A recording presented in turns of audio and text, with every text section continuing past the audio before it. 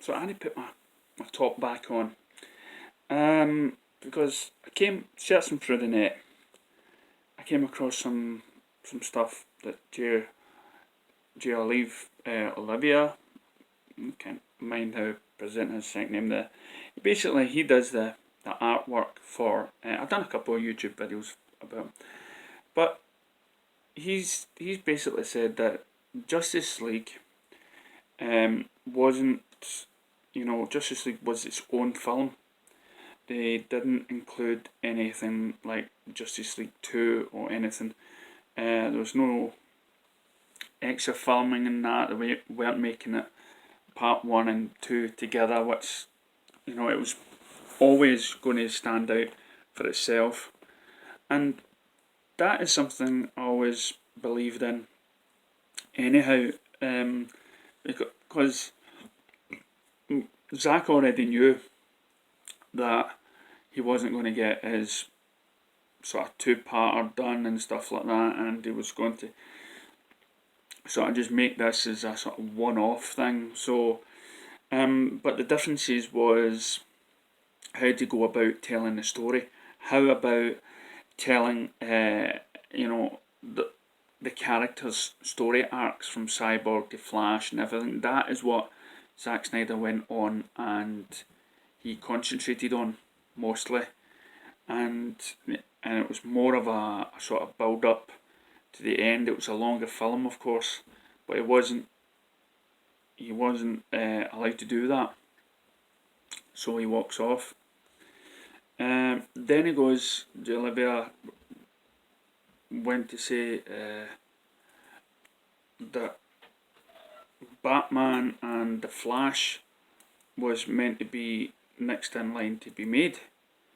So if that was the case, that Warner Brothers definitely had a different sort of plan for Justice. They had a different plan set in motion for their future films. So it's an eye opener to see what sort of position Warner Brothers found themselves in. Why did they? Sorry, my cat was trying to escape there. I'm not allowed to escape.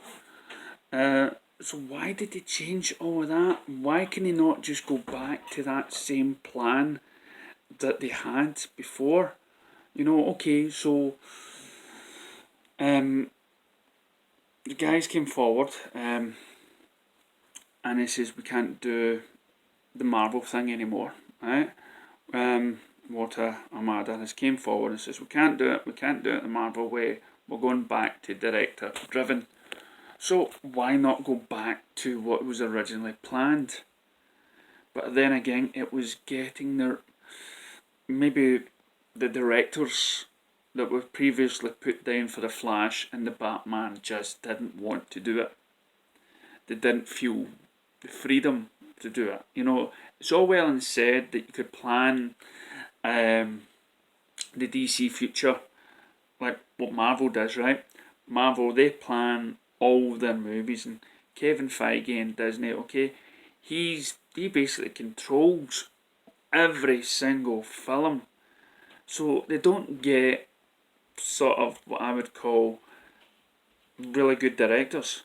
But then, you can argue with me till you're blue in the face, but I find all the Marvel movies very similar to the last, and with all the forced humour, for me there's no creativity in the film. There's nothing that sets aside each movie. You may have one story that is that was better than the rest, but as far as cinematography and the setups, they're all the same. So here's where it happened, right? So Zack Snyder walks off and he says, right, how can we finish it? Well, we can finish it with the Joss Whedon comes in, totally changes the ball game, totally changes the film, probably left Warner Brothers high and dry because Zack's walked out. Okay, we'll change it, and by doing that, you've totally destroyed any idea of the Batman and the Flash. But who would have wrote the Batman and the Flash story. Who would have wrote that from? Would it have been Zack Snyder? Would he have then went on to make a Flash or a Batman movie to coincide with his plan? Had they already been written in pre-production? No, they would have had to rely on another director to come forward. And right at this point, there were no directors interested. Hence why Walter Amadeus came out and said, can't do it, cannot get the directors.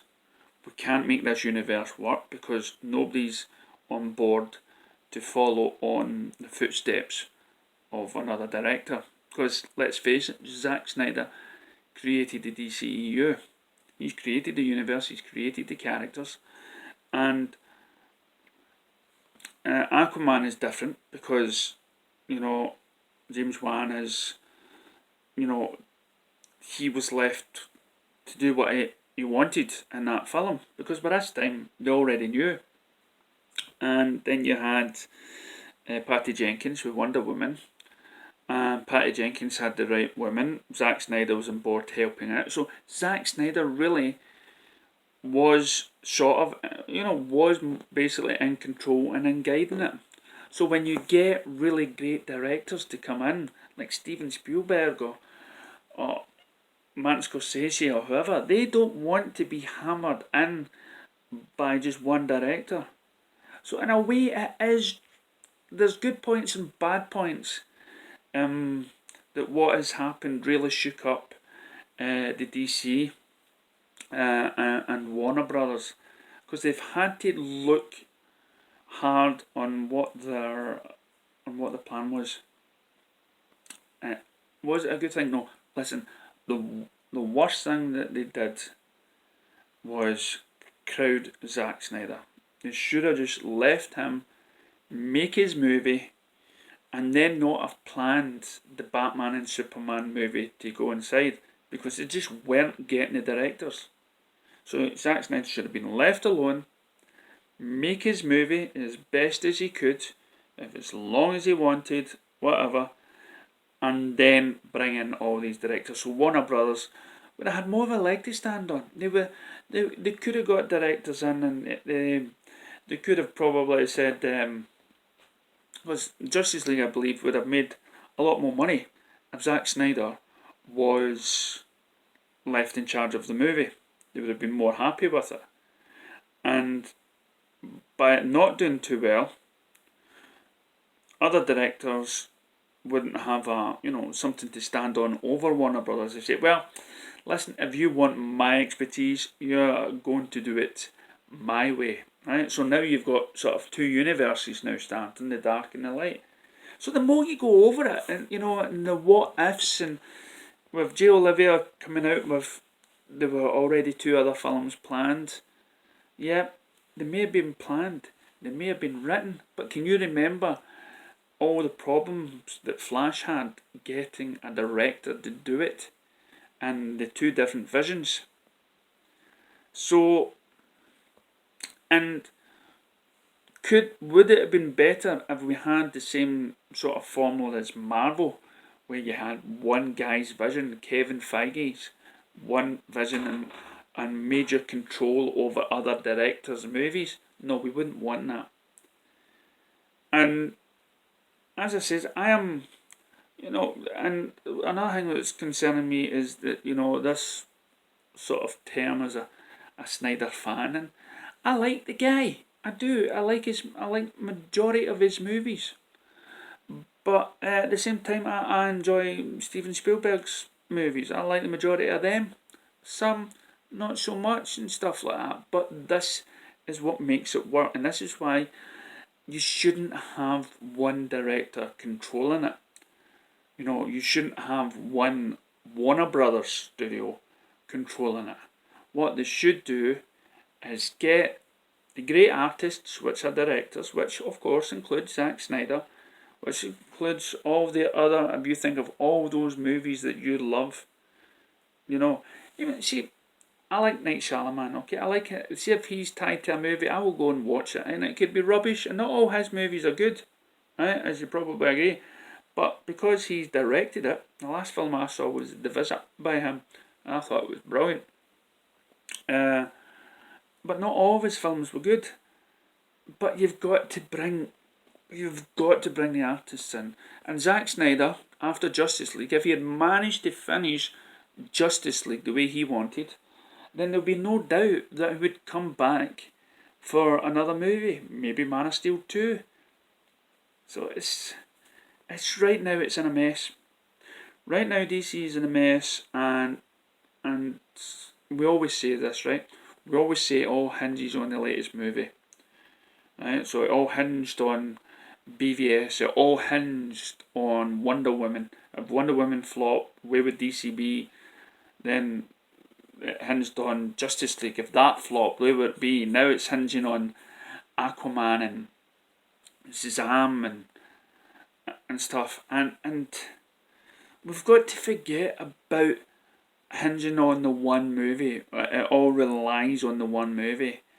And we've got to go with, let's slowly build up. We just heard, Joaquin Phoenix Joker's origin film as a go and stuff. Some people have even reported that there are some actors or actresses that are in both films, Aquaman and Shazam. Is that going to confuse things and they're playing different parts? I heard all that. I don't pay attention to that. The main thing is story. And if it grips you. Okay. And I say it's right now it does. Now the DCU does feel like it's in a mess, but so does everything in life. Okay, until we find that niche. Zack Snyder's was a great universe to start off with. It was great, but he himself has other passions and other projects he wants to get on.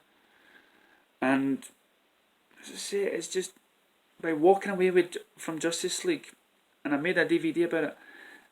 If it was his choice to walk away, I respect him for it, but at the same time, I knew the backlash that was going to come out of that.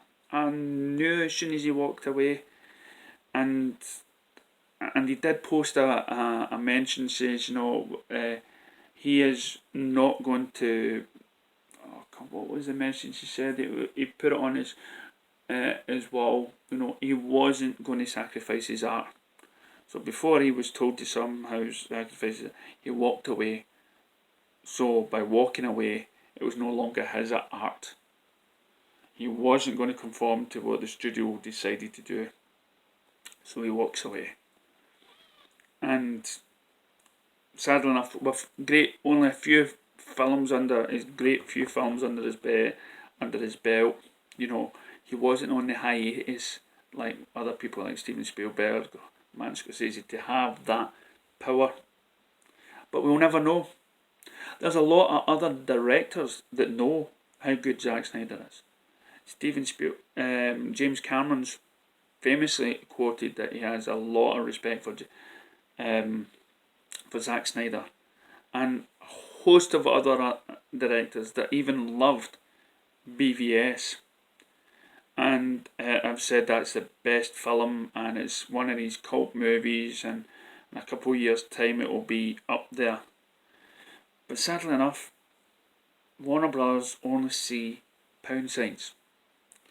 They don't, as a film company, as a business, they can't, or what do you call it, Wall Street or whatever, right? Shares. They need the results quickly. They can't just rely on a couple of years. This will amount to something that they need it now.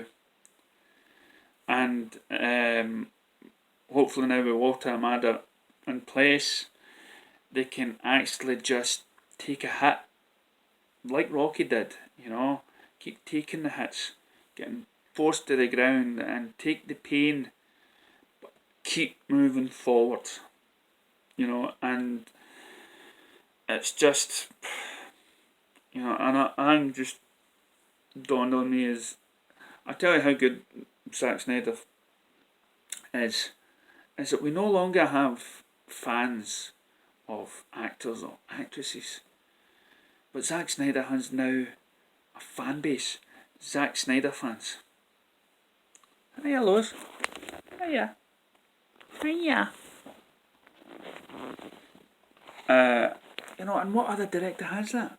What other director has Zack Snyder fans? You never hear of Steven Spielberg fans. You never hear of, you don't. This is uncommon for direct. Just because you want a movie, just because you want a director's vision of a movie, somehow you've been pigeonholed as a fan that cannot see a different, what was the word? That we're pigeonholed, right? We've got narrow vision, right? This is what other people think as Zack Snyder fans, that we're narrow visioned, that we don't actually see the flaws of the movies. We do see the flaws. We do see the flaws of Zack Snyder's movies, but majority of those flaws were not caused by him. Were caused by interference, and every director in the world goes through this. It's just unfortunate that it coincides with people that have got a different idea of who these superheroes are and how they should be portrayed. And that is why, instead of insulting Superman fans, they're not even classifying us as Superman or Batman fans. They're classing us as Snyder fans. Well, we are a fan of his potential film to come out, right? But we are still Superman and Batman fans. There is nothing in Snyder films that state that this isn't Superman that we're watching, that this isn't Batman that we're watching. So let's have enough of Snyder fans. More of, yes, we love Snyder, but call us DC fans. That is our right name. Because we've got every right to demand a superhero movie the way, of what we want. We've got every right to demand a Batman or a Superman from a director who we believe portray the character right. You might not agree with us, but do not belittle us as though, or try to insult us in your own mind frame by saying we're Snyder fans. We are DC fans just like you. Thank you.